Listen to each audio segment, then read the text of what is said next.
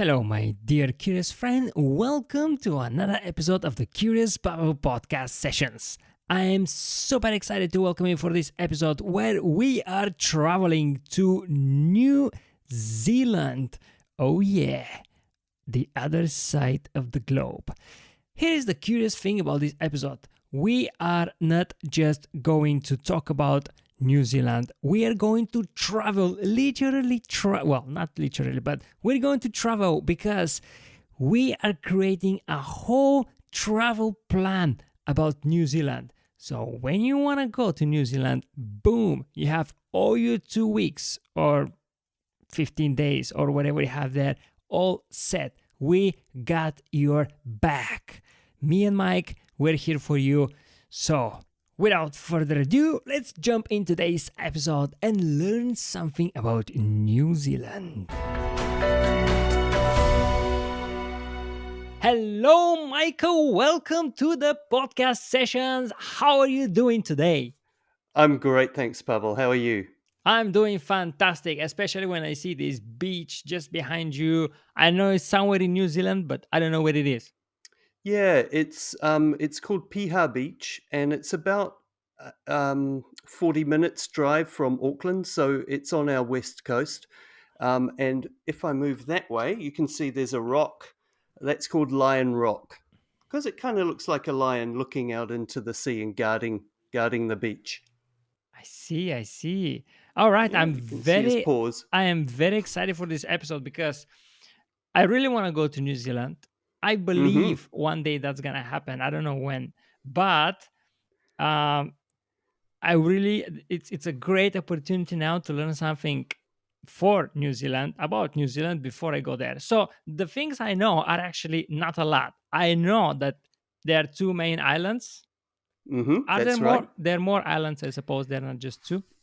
Yeah, there are two main islands, and there's a third island right at the bottom, which is reasonably big, but you can see it on a map sometimes. But there are lots and lots of other really small islands dotted around the place. I mean, the thing that everyone thinks about New Zealand, well, three things I think that everyone knows about New Zealand is it's very far away. Yeah, and that's Yes. very true. Okay. um, that it was in Lord of the Rings, and Yes. that's true. The other thing that everyone thinks about New Zealand is that it's quite tiny, and That's it's not not. true. No, it's not true. It's actually quite long. It's very long, Yeah. and it's very kind of thin. I think the So reason people think it's tiny is because they compare it to Australia, which is right next to it. everything's tiny compared to Australia. Yeah, Yeah, that's why I think people think it's tiny. yeah, But yeah. can we compare it to another country roughly? What do Yeah, you say? yeah. So if you drive from the top of the North Island, like the very top, to all the way to the bottom of the South Island, I googled this, and Yes. it's exactly the same. Well, it's similar distance to driving from Sofia to Copenhagen. Whoa. So How you're many? you're going from South Europe to North Europe. Yeah, it's How quite how, long. how many hours is that? In New Zealand, that's a lot, yeah, because there are no, I mean, there's motorways near the cities, but most of the roads are not motorways. So it takes a long time. So from the top of the North Island to the bottom of the North Island, it's about, I don't know, 12 hours drive. And then something again like that to go Hmm. from the top of the South Island to the bottom. So the islands are long. Then how about the width? Are they very Yeah, big? so it's quite slim. Yeah. One thing that New Zealanders always know is that you're never, even when you're in the middle of the island, you're never more than 128 kilometers from the sea. Ah, So it is quite compact all in right. that way. In one of the previous episodes, we were talking about Iceland, and Mm, yeah, and she's well, actually, it's not yet released. I mean, it's coming now, and she said that there is one main motorway which is basically on the side of the island. right. Yeah. That's the one. Is this the same situation in New Zealand? Like inside, you don't Um, have many roads. No, you've got quite a few roads, but I mean there are quite a lot of places that are reasonably uninhabited. So we've got a really low population density for the size of our country when you look at other countries. We've got 5 million people, and Sydney alone has 5.3 million. So Well, you know, yeah, uh, Bulgaria is just less than 7 million. So yeah, so it's similar. Yeah, yeah, wow. Well, before we continue, actually, I just remember that I actually didn't ask you to say something about yourself because most of the other guides that I've been talking to, I don't know them. I just, either met them online, met them once, or really, really like you are the first person that I know a lot about. It's got right. a drastic the difference with the other ones, and I just really lost it. Just escaped my mind. So we I just gonna say something first about you, then you're gonna fill it in. I Okay. met you online as well, but you decided to come a few times in London because you love the Yeah. city, and we met. And I'm really grateful for that. You're a great person, and I'm really happy for that. And that's it's gonna be from my side. Why don't you fill in, like, share something about yourself, like where exactly you're from, what are your interests, what are you doing, and whatever you prefer. Great. Well, yeah, I'm from New Zealand. I was born here. I was born in Wellington, which is the capital city, but I've lived in Auckland, which is the biggest city, for most of my life. So there are about a million and a half people in Auckland, slightly more than that. Um, and I'm an English language teacher. And so I teach international students who come to New Zealand for language learning, but also the kind of experience of coming to New Zealand. So I always ask on their first day, why did you come to New Zealand? Why choose New Zealand? And people from Europe inevitably say, because it's so far away. Yeah. So it's like the furthest they Exotic, feel it's they can get. exotic. Yeah, absolutely, and that's kind of cool. So they often combine language learning with, backpacking around New Zealand or something like that, which is really great. Wow. Um, yeah, and yeah, I've been to London a few times. I really like the history, and that's how I kind of got into your YouTube channel as well, through London and the history of London. Yeah. Yeah. And thank you for that. You are one of my top buddies that are following the content, and I'm super super grateful. Okay, let's learn something about New Zealand then. I know that it's it's really far away, not just from everything else, but from Australia Hmm. as well. You see it Yeah. on the map, like, oh, I'm gonna do Australia and New Zealand, but one, Australia is massive, and then you're gonna need a lot of time in Australia, and two, you're gonna need quite some time to travel to New Zealand as well. That's the thing. Yeah, you have to have a lot of time. So you have to invest the time to even get here. So from London, for example, if you fly, you know, as quick as you kind of can with one kind of transit point, it's going to take you about 20, anywhere between 24 and sort of 30 hours or something, depending on where you're coming from. So, And that's, without any kind of intended break in the middle, just connecting planes. You can do it with one stop. so how did you fly when you were coming to London? So Air New Zealand used to fly to London, but now, of course, in this post-COVID world, everything's a little bit different. So, Okay. so when I'm talking about coming to New Zealand, I'm kind of assuming once we get back to normal, Of or course, how it used to be, of I'm course. not gonna start swimming now. No, when there are no Oh, that's flights. a No, no, shame. no. That might be the only way to get here at the Yeah. moment. Um, yeah, so I used to go in New Zealand, flew through Los Angeles to London, Uh-huh. and that was the quickest way to get there on them. But most people, I think, would fly with one of the Middle Eastern airlines, so through Doha or through Dubai, or maybe through Singapore or something like that. So they would most people would go the other way, yeah, Yeah, through I Asia. was imagining it going east, and I was imagining the other way, maybe because of the map. Yeah, But yeah. yeah. And Okay, certainly the best deals are often through the Middle East. I So can. Yeah, for flights, I can imagine. So it's gonna take you about 1 day to go to New Zealand itself. yep, absolutely, it's a huge investment. Well, okay. So how would you combine then? Because when I traveled that long, when I used to work in the hotels and I was an entertainer, Mm, and then it was a summer hotel, summer job and summer resort. People were coming for the summer, and then oftentimes Yeah. like, oh, where are you from? I'm from Germany. How long you staying? Like 2 weeks. Oh, where are you from? From Yeah. France. How long you staying? Like 10 days. Where are you from Yeah. Serbia. 1 week. How long you're staying?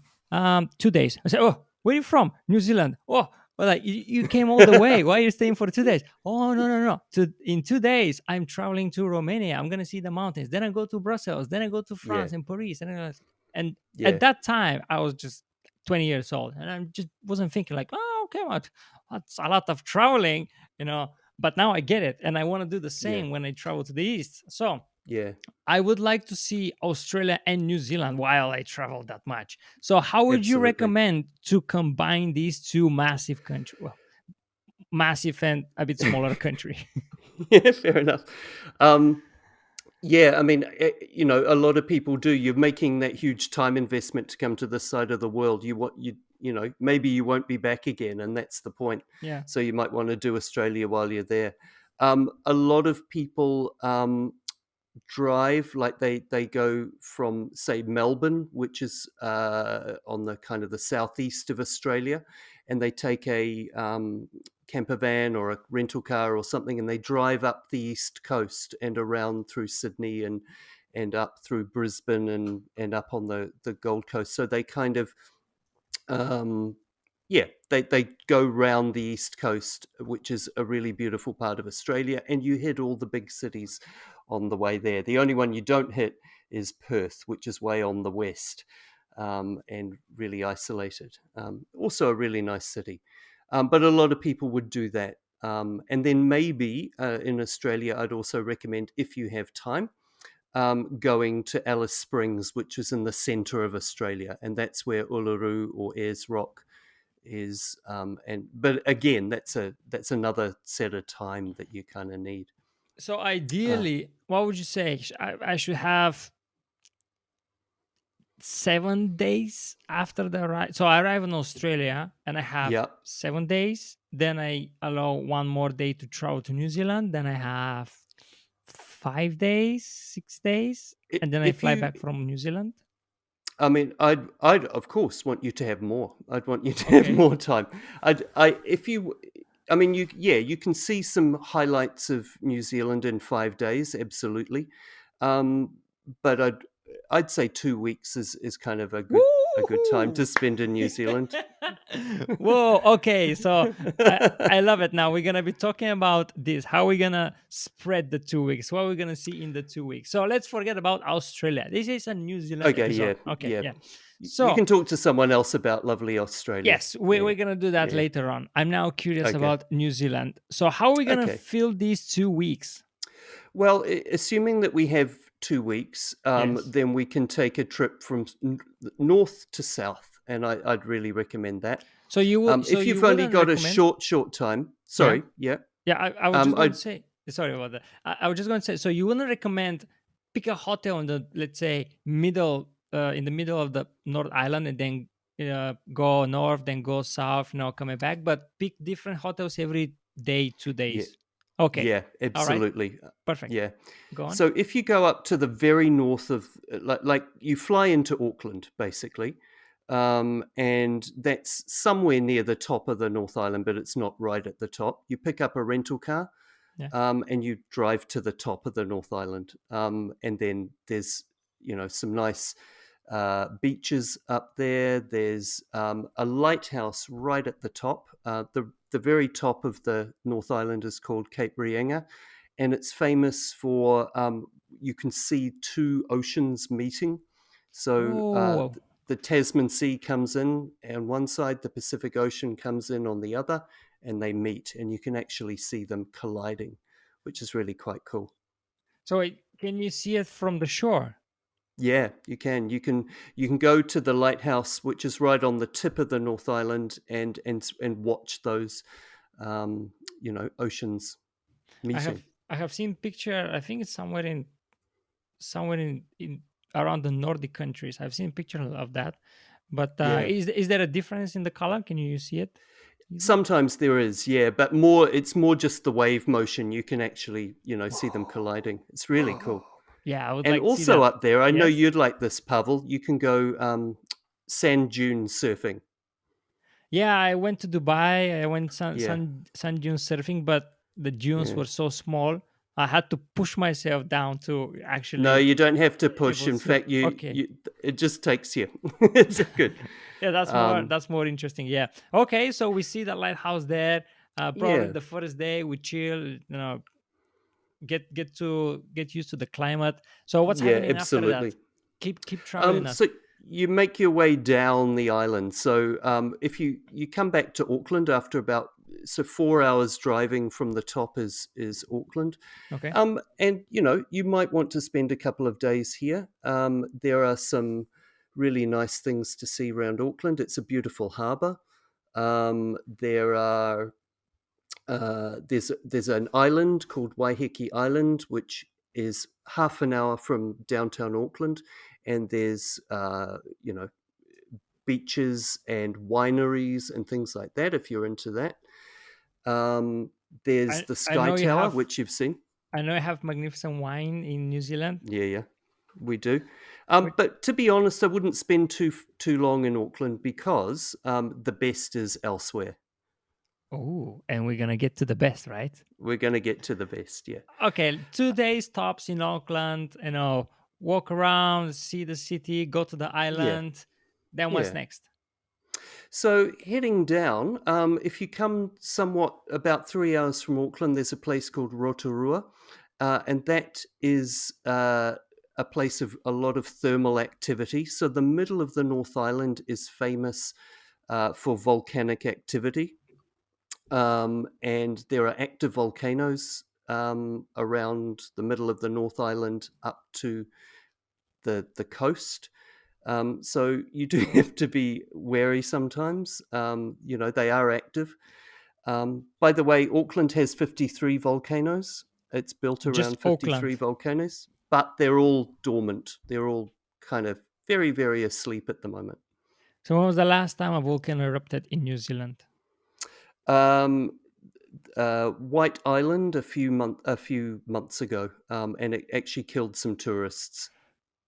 Whoa. So yeah, it's pretty hard. Now this reminds Um, me of Australia because the one of the first things I learned about Australia is that everything tries to kill you.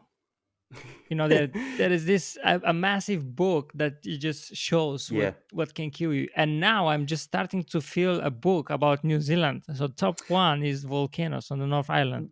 Yeah, well, you know what?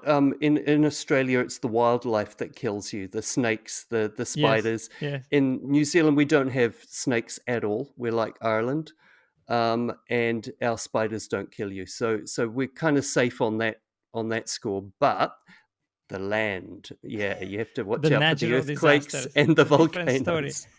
Yeah, yeah, absolutely. But Rotorua is a really interesting place because it's got a lot of thermal activity. So you can see geysers, there's hot pools, there's mud pools, things like that. And it's also really a center of Maori culture. So the first people to New Zealand were the Maori people, Polynesian people who arrived, they think around the year 1250 or 1300. They came in their canoes from somewhere in the Pacific Islands. No one's sure exactly where they came from, but they've been here since that time. And Rotorua is a really good chance to see their culture and maybe go to a Maori concert performance and visit a Maori village and kind of explore more about their culture. So Rotorua is very good for that. It's all there. What's next on the plan then? Okay, so if you want to keep heading south, you one of the best ways of seeing the volcanoes is to go on the Alpine Walking Trail, which is a 1 day walk across this really bleak and strange volcanic landscape. You can do it all year round, but if you do it in the winter, of course, it's snowing and you need mountain gear to cope and a guide unless you're a really experienced mountain climber. But most people would do it in the summer where there's no snow, and you can do it in a day. And it's beautiful. You walk across this really strange landscape. You see all the mountains. One of the mountains was what is it, Mount Doom in Lord of the Rings. So it's a really sort of classic volcano shape. And so that's a lot of people would do that. That's a really popular walk. Okay, so I think this is the place to mention that New Zealand is in the southern hemisphere. So Mm-hmm. it's a good reminder to have that, because most of my listeners are in Europe Yeah. or USA. Anyway, Mm-hmm. in the northern hemisphere. So when here is summer, in New Zealand it's gonna be winter. So Absolutely. So you yeah, need to choose your so have seasons that in mind. wisely. Yeah, have that Yeah, in yeah, mind. absolutely. Yeah, so we're just coming, I mean, we're in the middle of winter now, basically. What's the You know. temperature in winter? It depends where you are, but in the north, it's a bit warmer. In the south, it's pretty cold. So it doesn't snow in Auckland. So it gets down. I mean, on a really cold morning, it would be 2 degrees or something like that. But it would be a high of sort of 11 degrees would be the minimum high that you would get to in a day. All So right, it's not that cold. it's Yeah, not that bad. Yeah, doable. not that bad. But down the south, of course, it is. And in the mountains, of course, it's snowing and things. Of So we're lucky. course. We have surfing and we have skiing, so you can do both in the same country. Yeah, Yeah, that is lucky. We have yeah, sea in Bulgaria. We have skiing. We have sea in Bulgaria, but it's not the type of surfing. It's a sea. It's not an ocean. Um, right. Yeah. okay, we keep going. I know you mentioned the volcano and Lord of the Rings. I know that the Hmm. Hobbit houses are in the South Island. I know we're going there. Oh no, we've missed them. Sorry, We I missed them. forgot. Let's go back. Let's go Reverse the zoom back car. up. So yeah, the Hobbiton village Yeah. is a really popular tourist place. I thought they're in the South Island. No, they're in the north. They filmed all over the country, and I've actually got a link which I'll send you to a blog where this guy visited all of the Lord of the Rings locations and wrote about them. So if you're a real Lord of the Rings fan and you think, I want to go to New Zealand and see all the places, then this blog is for you, because it kind of lists them all and All says right. where they are. But the village where the hobbits lived is actually in the North Island. It's probably about 2 hours from Auckland. It's funny how you say where the hobbits lived. Well, in the film, that's where they Okay. lived. Okay. Who's to Okay. say they don't still live there, Pavel? Do they You like the haven't been to check leprechauns? it out. Maybe they're still there. Yeah. Yeah. Okay. And it still looks exactly the same as it did in the film. So they took over a farm and they built the whole village, and they've kept it up. And you've got gardens, you've got and people love taking photos outside, Frodo's front door and things like that. Yeah, definitely a smart decision to keep it up, because that brings them a lot of money. I can assume. Yeah. Yeah. I'm just constantly amazed about how many people still cite that as a reason to come to New Zealand. I mean, it's been years since the first film, and yet it's still a huge, reason that people want to come to New Zealand. So great, bring it on. Yeah. Bring it on. Okay, let's keep going down. At that time, So are we close to the end of the first island? yeah, we are. We're coming down to Wellington. Wellington's a much smaller city than Auckland, but it's our capital city. So it's about 400,000 people compared to 1.6 million in Auckland. So it's hugely different Yeah, it is. in size. And Lonely Planet called it the coolest little capital in the world, which I quite like as a quote. The coolest little capital. In the world, yeah. Why Because it's cool. so? It's really good. Is it chilly there? Is that It's in that sense? Oh It's yeah. chilly. Do you know what? New Zealanders are really proud of their firsts and their mosts, and Wellington is the southernmost capital in the world, Okay. but it's also the windiest city in the world Ooh. on average wind speed. So it's known as Windy Wellington. It's kind of famous for that. But on a really good day, It's pretty fantastic.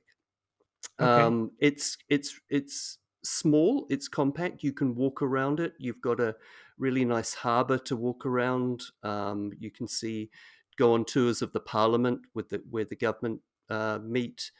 You great coffee, great cafes, great restaurants, and all within a really small area. So it's pretty good, tourist friendly, should I say? Um, and the other thing is that's where Peter Jackson lives, and so that's where the headquarters of all the Lord of the Rings kind of company is. And you can still go to Weta Workshop, which is the company that made all the special effects for the Lord of the Rings, and you can do a tour of their kind of facilities, and so that's another good reason to go to Wellington. Okay. All right. So how do we get to the South Island? Is there a ferry or something? Yeah, there is. There's a choice actually. You can fly, obviously, and if time is a problem for you, then I would recommend just flying straight to the South Island because that's where all the spectacular scenery is. Ooh, When you think of New Zealand scenery, mountains, snow, lakes, that kind of thing, it's in the that's the south. South Island, and it's just absolutely amazing. So, if time is of the essence, hit Auckland, head straight to the south, go straight down there. You can fly from Auckland to Christchurch on the South Island or Queenstown, and that's probably the most time-saving way to do it. But if you've got time, there's a ferry that goes from the bottom of the North Island, from Wellington, to a really small town at the top of the South Island. And it takes about 3 hours by ferry. And it's absolutely spectacular on a great day. Once you head to the South Island, it's just beautiful. You've come in through all these uh, hills and deep valleys of the ocean. It's really, really lovely, a lovely trip. Um, and you can take a car. So it's a car ferry as well, but really, really expensive to take a car. So you might want to look at some deals where if you're renting a car, you drop it off in Wellington and pick another one up, and Yeah. because it's often too expensive to take it on the ferry. Is there an But option? if Probably there is an option to do with the same company. Book Yeah, one there car. there Yeah. often is. Yeah, yeah. Okay. Or you might get something where you can pick it up in Auckland and drop it off at the bottom of the South Island, and then you're sweet. Yeah, Yeah, that's even better. yeah. Okay. So Um, we landed on the South Island. What's we're land happening? in the South Island, and we head to the top of the South Island, which is most people, like a lot of the students that I talk to, once they've come back from their tour of the South Island, that's one of their favorite places. In the summer, it's absolutely beautiful. The city that's sort of you can base yourself in there is Nelson, and when I say city, I mean it's very, very small. It's a really small place, but the beaches, you can go kayaking. It's the place with the most sunshine hours in the whole of New Zealand. It's absolutely Mm. spectacular. It's really, really beautiful part of New Zealand, and it would be a shame to miss that. So if you can only kind of do two things, that's one of them, I would say. Okay. So New Um, Zealand, eh, Nelson spent maybe 3 days there, 2, 3 days. yeah, absolutely. There's a national park there called Abel Tasman National Park. Abel Tasman was the Dutch man that was the first European to come to New Zealand. He found it um, for Europe, but he never actually set foot on the country because he had a little battle with the Maori people and ran away. So yeah, that's why we're not a Dutch country at this point, I I see. guess. Okay, that's why Um, the British came later. yeah, and then when the British came, then they landed, and Captain Cook was the first British person to land on New Zealand soil, and then we've Mm. got the history from there. Yeah. Okay. So from Nelson and the national park. Then you've got a choice. You can kind of I would head down. Yeah, you can go lots of different ways, but the South Island is really beautiful, as I said. So you might want to go to the mountains. There's ski fields down there. You might also want to drive to Queenstown, which is the centre of the South Island's tourism, I guess. It's an adventure place, so lots and lots of people go there for bungee jumping, for skydiving, for skiing, for kind of adventure tourism, which is really cool. Again, it's a really small place. It's not big, but it's full of tourists. It's pretty multicultural in that way. Because Queenstown was the first place in the world where you could do a commercial bungee jump. Really? Yeah. And you can still do it from the same place. That is curious. You're right. You want to be, the first, but I think every country like to brag with that. Like, we're the first one. We're the inventors of this one. Yeah. We're the most of this one. I mean, it's normal. All right. Yeah. Wow. Cool. It sounds like. Is there more from the South Island? Yeah. I mean, you could go all the way to the bottom, and you would end up in a really small city. But then you could go to the offshore island, which is called Stewart Island. And there's almost nothing there. There's walking, there's hiking, there's trekking, there's birds, there's wildlife, but there's not a lot else. And it's a really special place. It's very green, and it's it's worth going. Even you can even go for the day if you haven't got a lot of time. You can take a ferry from the bottom of the South Island to Stewart Island. So in a way, you say that I'm gonna feel like a castaway there. Yeah, it's pretty cool. I mean, there is a pub and there are backpackers and things like that, but away from that, most of it is just completely natural and unspoiled, and not a lot of people go there. How do you get to that island?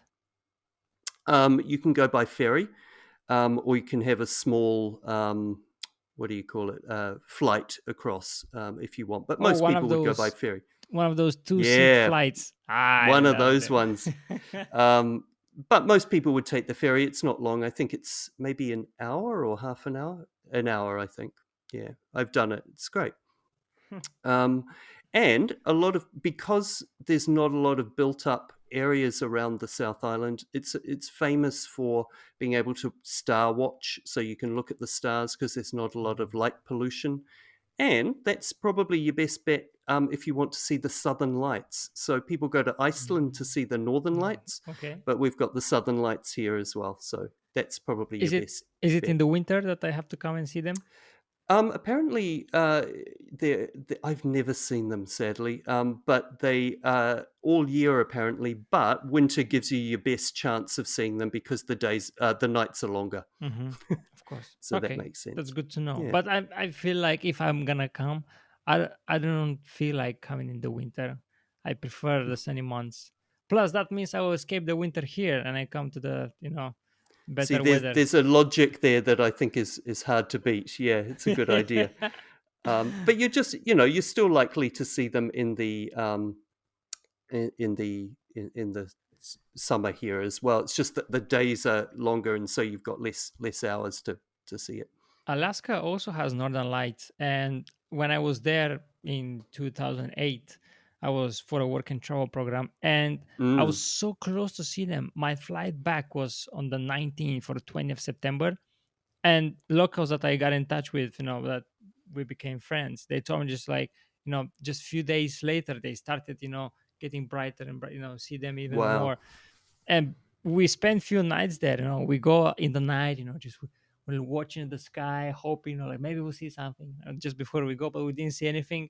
And we just, basically I missed them with just a few days, but there was nothing I can do. So maybe instead of northern lights, I'll see southern lights. Maybe. But I mean, I think it's like anything, it's a bit hit and miss. You might not see them as well, and then the next day they'll come out. Yeah, most likely. Well, this sounds like, you need a lot of planning for this. Book a flight, book a second flight to the South Island. Book your cars. Research where you're gonna stay in between. But I really think it's a necessary thing to do these There's a researches. really good website which the government and their tourism have set up. So I'll send you the link to that as well Excellent. for to help you plan all this. And it's got some really good tips for not just for luxury travelers, but for people on a budget, and how to backpack around New Zealand and how to do things for free, which is always good. Love that. Because, people always think that, well, I don't know if people always think, but people are surprised at how expensive it is in New Zealand. Because we're a long way away from everywhere, a lot of our costs are higher to import stuff. And so accommodation is not cheap in New Zealand. Traveling around is not that cheap in New Zealand. So come with plenty of money, or go to those websites and try and find ways of doing it for cheap or for free. That's why it's really a good idea to get a camper van or a rental car from a reasonably cheap on a cheap deal, and then you can use that for traveling around.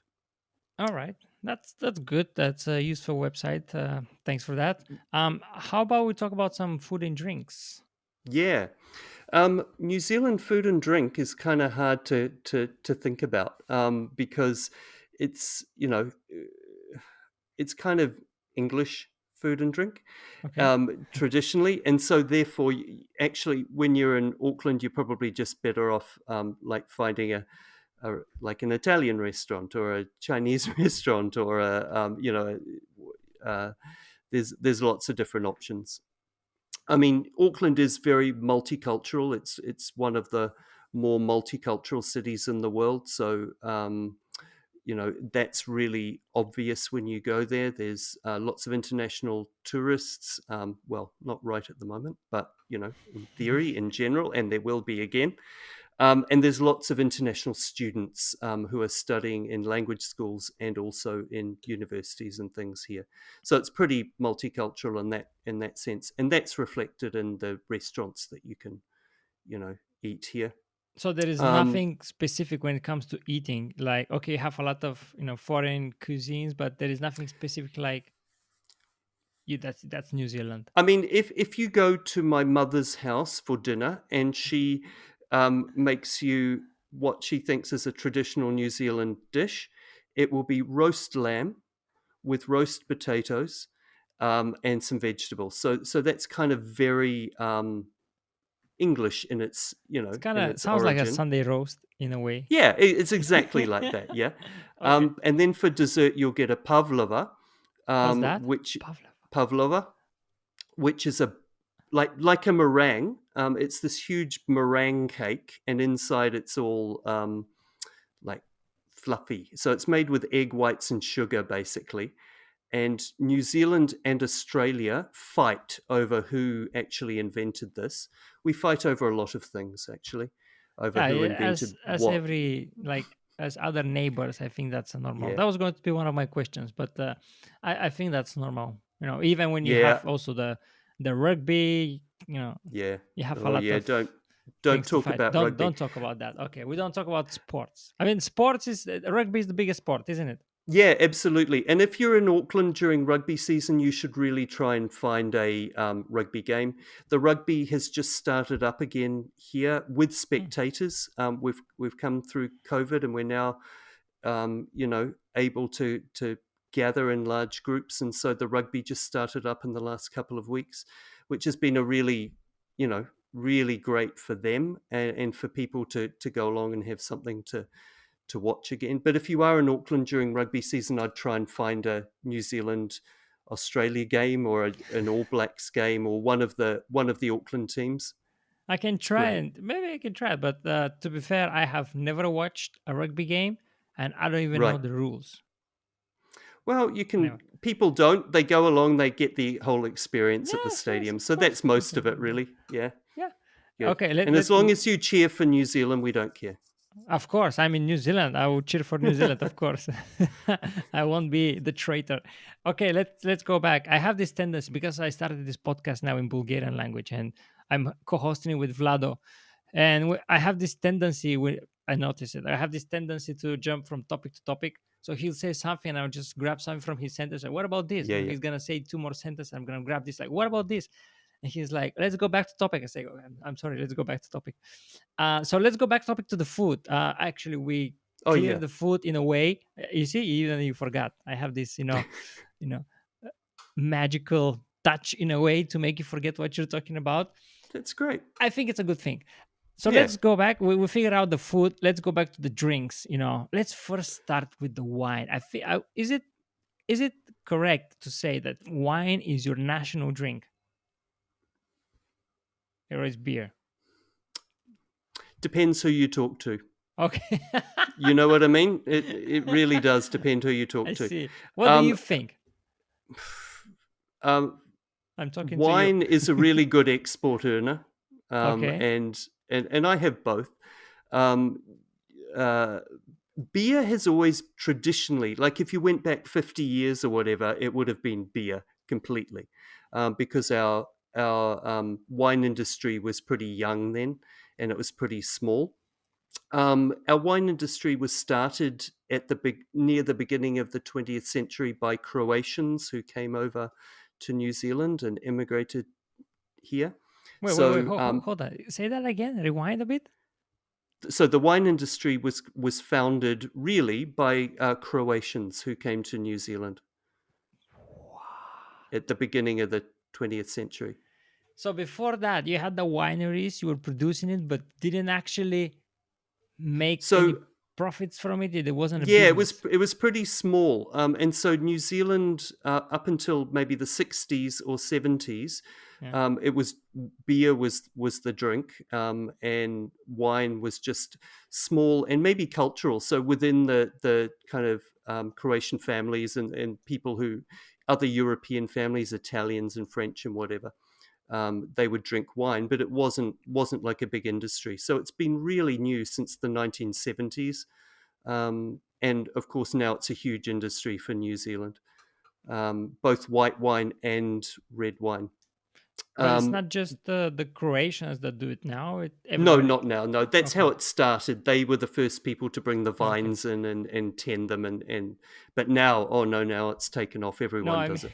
I mean, it wouldn't be like the Italian mafia. They will go in New York City and No, they no, gonna no, no. they gonna take over everything. Yeah, the No, it's not Croatians are like that. nicer. They're just like, you want this? Take it. Yeah, I mean, they started it because no one else was doing it basically at that time, Clever and that was Balkans. what they were used to. Yeah, absolutely. But now, actually, remember we were talking about Nelson at the top of the South Island as being Yes. like the place with all the beaches and really nice places. Sauvignon Blanc is our famous white wine, and that's the best place to get it. The region of that Nelson is in is called Marlborough, and so a Marlborough Sauvignon Blanc was our first kind of New Zealand white wine that won lots of awards and was well recognized for being really great. Hmm. So that would be a wine I would try while I was in New Zealand in that region. If you're into red wine, then you head Yeah. further south to around Queenstown, and around that area there's a whole lot of Pinot Noir vines, and that's probably our most famous red wine region for now. That is what I was going to ask for all Mm. the wine lovers. So in these regions that you said, you can do wine tasting, I suppose. You can go and visit all the wineries. You can go on tours. So if you don't feel like driving around after doing all that wine tasting, you can say from Queenstown they'd go on wine tours and take you to a group of wineries and you try some and buy some if you like. Yeah, it's really good because there's lots of wineries in a small area around those places. The other Fantastic. place that's Yes. really worth going for wine is on the North Island, on the east coast. There's a place called Napier, and that again is famous for white wine, especially. And again, there are lots of wineries. If you're into architecture, I mean, most people don't come to New Zealand for the architecture, but that's one city, Napier, where you might come for the architecture if you like Art Deco. Because in 1931 there was a huge earthquake there. Yeah, watch out for the earthquakes as well as the volcanoes. And the whole of Napier was flattened, and uh, because of that, they rebuilt the city, and they rebuilt it in the current style, which was Art Deco. So it's the place with a lot of Art Deco buildings in the center. People come visitors come to see the buildings. Every year, I think it's about February or March. So in summer, there's a festival, an Art Deco festival. So that's another really cool place if you're into architecture. Oh, oh, okay. And wine. And and why? I mean, a good combo, yeah? Yeah, I guess so. Okay. What's next? So we covered food and drinks. What about culture? Is there something? So, for example, if you come to England, there's some gestures, you don't need to use. Or for example, when you use escalators, just walk on the left, stay on the right, that type of thing. So, is there something that we need to be aware of when we visit New Zealand? I don't know. I don't know if that's something that you need to worry about. New Zealanders are really good at sort of being a little bit anti-authority. So we like, oh, that's a rule. I don't have to worry about that. So I don't know. We're not very good at following road rules. So be really careful when you're on New Zealand roads, because New Zealanders are quite aggressive drivers, Oh, and okay. they'll kind of mow you down. So just watch out for that. But yeah, in terms of culture, I mean, I don't think there's anything in particular that you need to be aware of. It's anything that's got you by in other countries, you'll be fine with. All right. There are no terrible things that you can do, I don't think. Well, in that case, what is there anything you would like to add? Something we missed? Yeah, maybe we kind of talked about the wildlife, but New Zealand, because of its history, if you like, or its ecological history, it broke away from the other countries pretty early. And so we don't have any mammals. The only native mammal that we have is a bat, and you don't see those very much. Everything else is about birds. So there are lots and lots of birds here in New Zealand, and a lot of them are very flightless, because when they were living on their own for like thousands and thousands and thousands of years, they didn't have any predators, no mammal predators, so they didn't need to fly to escape them. So there are a lot of So they got flightless lazy, birds. basically, and that's Yeah, why they they don't didn't fly. need to, so it was okay. The other thing to think about is that there are lots of wildlife sanctuaries. Sorry, I'm just plugging in my speaker. Wildlife sanctuaries that you can go and see to see the birds. Near Auckland, there's an island that you can go because they need protection. A lot of them are endangered. Once people came, bang, so many species became extinct. Yeah, so Classic people. there are lots of wildlife sanctuaries and places where you can go and see some amazing things. All right. So definitely bird watching experience. Yeah, absolutely. Okay. So probably the most famous bird that doesn't fly is the emu. No, it was emu. No, kiwi. It was Emus kiwi. in Australia. It was kiwi, right? Kiwi, yeah, kiwi. And Kiwi. kiwis are quite small, and that's our national symbol. So when you say kiwi in New Zealand, if you're from somewhere else, you'll just think fruit. Yes, But exactly. to a New Zealander, we don't call it kiwi; we call it kiwi fruit. Okay. Yeah. To be So if more you ask for a distinctive. kiwi, you'll probably get a bird. It could be a bird, Hmm. or it could be a person, Yeah, you because call the we are people Kiwis. kiwis. Yeah. Yeah, yeah. Okay. So, can you buy the eggs of a kiwi? No, they're absolutely protected. So Okay. no way. Yeah. So a lot of these birds are protected. They're endangered, and there's really active government programs to try and get their population growing. So there are lots of offshore islands, which are wildlife sanctuaries where you can't visit, and they've eliminated rats and cats and dogs and other mammals so that these birds can live in peace, as it were, and reproduce their numbers. So is this wildlife running wildly? Or Yes, it's yeah? it is. Yeah, Oh, yeah, okay. absolutely. So you Yeah, can just, go tracking in the yeah, woods and the jungles, and yeah. then you can see. But oh, that's nice. Absolutely, yeah. So if you go, especially in the South Island, those walks I was talking about, there's like at the Stewart Island, which is right at the bottom.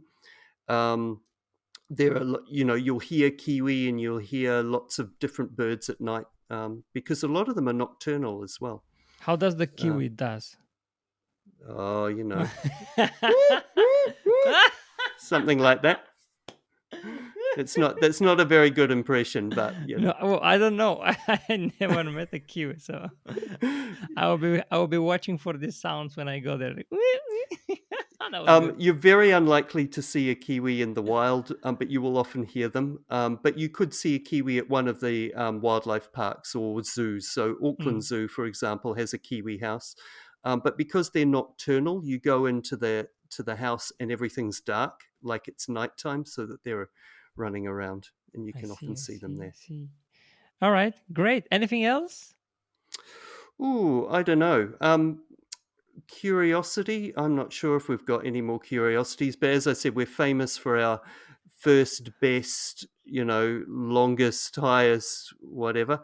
Um, New Zealanders love to talk about that. Um, but I just wanted to, if I can, give you a little story about the shape of New Zealand, Oh and yes, yes, yes, it's yes. a Maori legend, and so if you actually look at the map of New Zealand, you've got the two main islands, the North Island and the South Island. That's what we call them in English, and Stewart Island. Um, but the Maori have a legend as to how New Zealand came into being, and there's a mythical Maori figure called Maui, and he appears in lots of Polynesian legends around the various Polynesian islands. But his brothers were fishers, so they went out and they fishermen, not fishers, but fishermen. Yeah, yeah. And he was young, and he always wanted to go fishing with them, but they would never let him go fishing. So one day he snuck into their canoe before they went out fishing. Like he got up really, really early and hid under the sacks and rugs or whatever was there. And they went out into the canoe to their fishing grounds, and then he revealed himself and said, "Hi, I'm here." And they were really, really pissed off. Um, and they wouldn't give him any bait, and they wouldn't give him a hook. But he had a jawbone, which was given to him, believe it or not, and he used that as his hook. And he cast it out into the sea, and he pulled up this huge, huge fish. And it was like struggled and struggled. It was a huge fish, and he finally landed it, and it stayed there, and it was big and flat. And he said to his brothers, "Look, I'm going to go and give thanks to the gods for this fish. Don't do anything. Don't go onto the fish. Don't do anything." And he came back after having given thanks, and his brothers had carved up this fish. And the Maori say that that fish is the North Island of New Zealand. And when the brothers carved up that fish, that made all the mountains and all the kind of the valleys and things that are the geographical features of the North Island. So we call it North Island in English, but in Maori it's called Te Ika a Maui, which is the fish of Maui. And if you actually look at it, it does look like a fish. So the tail is the top of the North Island, and Wellington is the mouth. And it really does look like a fish. It's like a floundery kind of fish. And the South Island, one of the names for the South Island in Maori is Te Waka a Maui, which is the canoe of Maui. So they say that that was the canoe that they were in when they fished Oh, up the North Island. And again, if you look at the shape, it's pretty canoey. yeah. We're just going to ask what happened to the South Island, but you really quickly fixed that. So, do Mm-hmm. you speak Maori, or you just know a few words? Just know a few words, yeah. Actually, in the last, I would say, decade, more Maori culture, more Maori language has come back into public, like on television and things like that. And so you get more and more people using more and more Maori phrases and things, and more people can speak it now than in the past.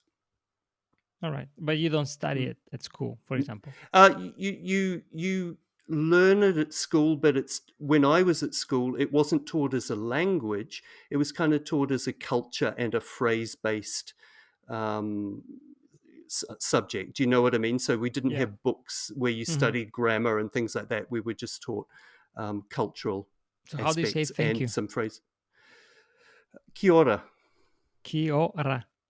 Yeah, kia ora is a really useful word. And if you fly on Air New Zealand, they'll always say kia ora when you leave or when you come, because it means hello, it means greetings, it means goodbye, it means thank you. So if you learn one phrase, that is the one to use. Yeah. So if you fly in New Zealand, they'll always greet you on board with kia ora. And when you leave, kia ora again. Thank you, kia ora. Really useful. That's very useful. That's very useful. It is useful. Yeah. Maybe they did it for the tourists. We need to simplify this language for the tourists. Yeah, maybe in another 1,000 years there'll be lots of tourists who need this. Yeah, that's what they maybe. thought. Okay, Mike. Once again, I'm going to ask you. Well, that was really useful and really, really insightful information for everybody who wants to visit New Zealand. One last time, I'm going to ask you if there is something else you want to add up, or if you want to send a message to the audience. The podium is yours once again. Well, I'd just say, it is a huge investment in time to get here. It's a huge investment in money to get here because it's not a cheap place. If you have a lot of time, then you can explore all those places we've been talking about. If you don't have a lot of time, don't let that intimidate you. Add it to a trip to Australia and just focus on the South Island. And, they're all the most beautiful places that you think of when you think of New Zealand, or the Lord of the Rings mountains and things. That's all in the South Island. So focus on that if you don't have a lot of time. That's what that was a fabulous wrap up, and I was really ready to end up here, but I'm just curious now. Let me ask you something else. Sure. Are there many? I assume most people live on the North Island. Yeah, by far. So, historically, we've had settlements all over. So in the 19th century, the bottom of the South Island was heavily settled by Scottish people because of the gold rush. So that brought a lot of money into the South Island. And there's a city there called Dunedin. Dunedin is the Gaelic word for Edinburgh. So Eden and Dunedin, they're connected. So it's a really nice connection there. But it was settled by Scots. It was the first university was down there in New Zealand. And lots of money down in the South Island from the gold rush. But after the 19th century, that kind of fizzled out. And so then the population has almost, inevitably moved north. And that's why Auckland is huge. And so compared to everywhere else, there's nothing anywhere near as big as the population in the top of the North Island around Auckland and a few other cities nearby. Okay. No, the reason I asked that is because you did really big advertisement on the South Island. Go there, see that. It's really nice, magnificent. Because when people come to New Zealand, they think of scenery. And if you want to see spectacular scenery, that's where the most spectacular scenery is. Of course, I want you to come to Auckland and see the other places. And see the volcanic activity in the North Island and the, those kind of, especially Maori cultural aspects are in the North Island a lot. So but would you say, if you've only got a short time. But okay, if you only have short time, visit the South Island. So would you say then, from what I get here, is that the North Island is more developed in a business type of style, while the South Island is more like tourism kind of thing? Yeah, I would say that. Although, there's a lot of undeveloped parts of the North Island as well. So outside the big cities, there's lots of lovely countryside to see, lots of farming in both islands. So, once you get it, I mean, it doesn't take long to drive out of Auckland and feel like you're into the countryside. And that's what it's kind of like from there on down to Wellington. There's a lot of countryside to see. So, All right. Because we're so, what do you call it? The area and the population are, what do you call it? Low population density. Thank you. That's the one. Because we've got a low population density, there's a lot of undeveloped places in New Zealand. So that's, spectacular all the way. I see. Well, great stuff. Great episode. Was it Kia ora? Kia ora. Kia ora, yeah. Well, Yeah. thank you so much, Mike. Kia ora. It was really a great pleasure, and I'm looking forward to talk to you another time. I wish you a fantastic. I know it's morning in the morning now with It's you. morning. I've got a whole day ahead of me. Yeah, I wish you. Maybe I'll go to the beach. Oh, please do. Send us some pictures from there. Okay, that's great. Thanks so much, Pavel. Have a nice day. It's been great talking. Bye.